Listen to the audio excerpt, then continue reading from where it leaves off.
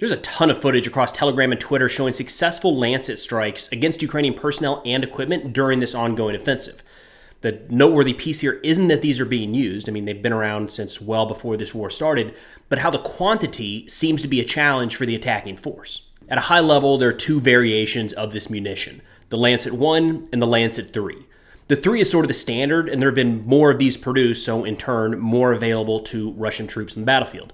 The 3 can carry anti-personnel or anti-tank warheads and has a loitering time of around 40 minutes. The Lancet 1 is a little bit smaller, has about 1/3 of the payload capacity, and also a reduced loitering time of around 30 minutes. There are some rumors about recent modifications to the Lancet that are allowing for a longer time airborne with a heavier payload, but that's going to be really hard to dial in while this war is ongoing.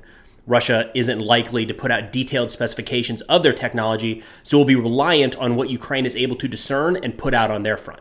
I know the main question here is going to be about the effectiveness of these strikes, but the boring answer is it depends. It depends on the warhead, it depends on what it's striking, and it depends on what level of protection the target actually has. Overall, it's a weapon system, has its pros and cons just like any other, but as of late, we've seen it employed pretty effectively. Now, to be fair, there is a ton more footage pushed out of successful drone strikes than the times a UAV is defeated with electronic warfare, shot down, or completely misses the target.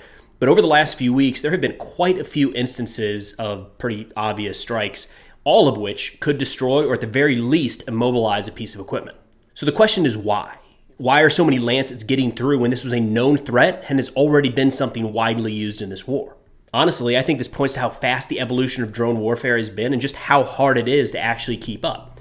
Now, these Lancets are presented as being able to travel up to 100 miles an hour as they dive into the target, but their cruising speed is closer to 60 miles an hour, which means that if it's launched from around 1 kilometer away, you have 37 seconds to identify and down that drone. That's not a lot of time. The capabilities to meet this threat do exist. I mean, at baseline, there's electronic warfare you can use to jam up an area of the front, sort of serving as area denial, but that gets tricky because if it's not done perfectly, you can accidentally jam your own equipment. There's also anti-drone guns, short-range air defense systems like man-pads, or, as a last resort, machine guns.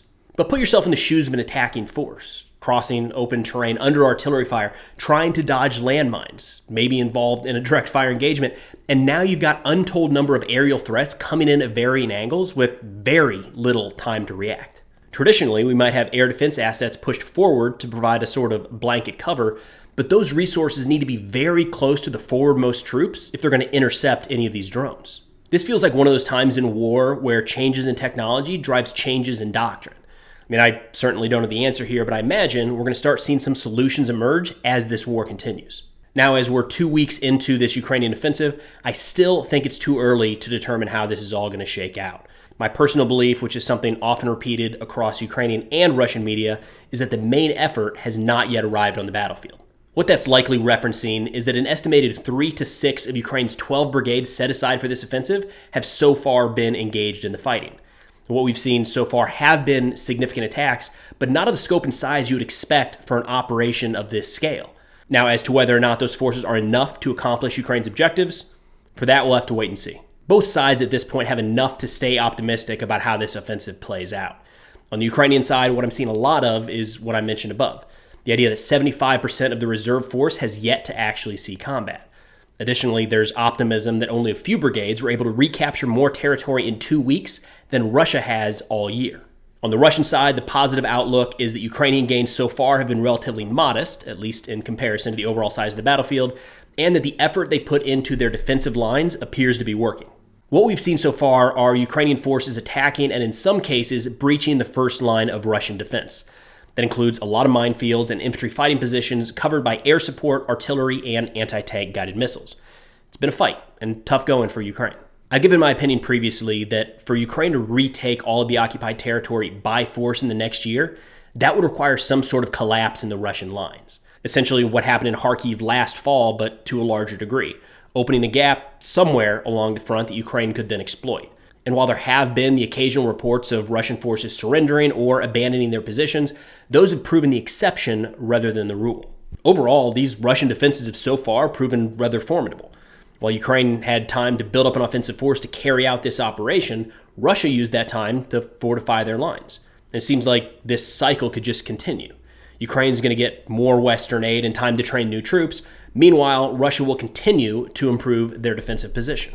Unless things change and this offensive picks up steam, it's hard to see right now how this war could be won militarily by either side. Both Russia and Ukraine have proven effective enough on the defense that even marginal territorial gains are coming at a significant cost of men and equipment. At least in terms of what we've seen play out on the battlefield, I'm hard-pressed to believe that either side has the capability right now for an extensive breakthrough in the lines that rolls up the enemy over the period of a few months. It just looks more and more like a stagnant conflict unless something major changes. The information aspect of this war has been on full display really before it even started, but a recent announcement by France seems to be taking it to a new level. On June 13th, France said that a Russian-linked disinformation campaign had made fake websites of its foreign ministry and well-known news outlets. And this wasn't a small operation. France said that 355 different domains were identified as fakes, all tied to the same network. What they were doing was taking a well-known entity like Le Monde, one of France's largest newspapers, and making a slight adjustment to the domain name that could either be a common misspelling or look enough like the original to where you wouldn't think much about clicking on the article thinking that it's genuine.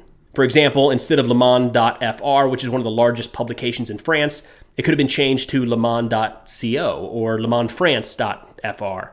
Something that doesn't look crazy at first glance, just needs to be enough to get the person to click and not look suspicious. The fake site would then republish most of the original content from the actual news source or agency, but then sneak in pieces critical of sanctions against Russia, how harmful Ukrainian refugees have been to European nations, or my favorite, an article about how France was going to raise taxes so they could increase their support for Ukraine.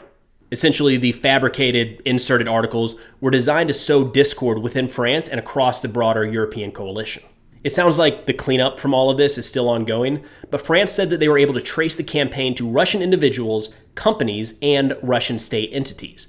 They added that another aspect of this campaign was a significant amount of fake social media accounts designed to distribute these bogus articles across multiple platforms. In their statement condemning this action, the French Foreign Ministry stated, quote, "These actions are unworthy of a permanent member of the United Nations Security Council," end quote. The interesting aspect here to me is that this is a pretty overt move by Russia against France.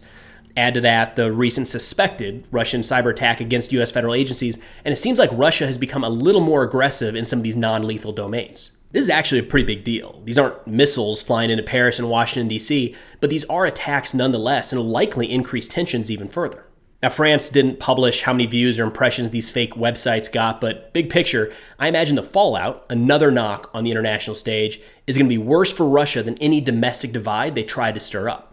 But that's all I got for now. Be sure to check out the national security sit reps I put out regularly on Substack. If interested, the link to that is in the description below. Thanks for watching. I'll see y'all next time.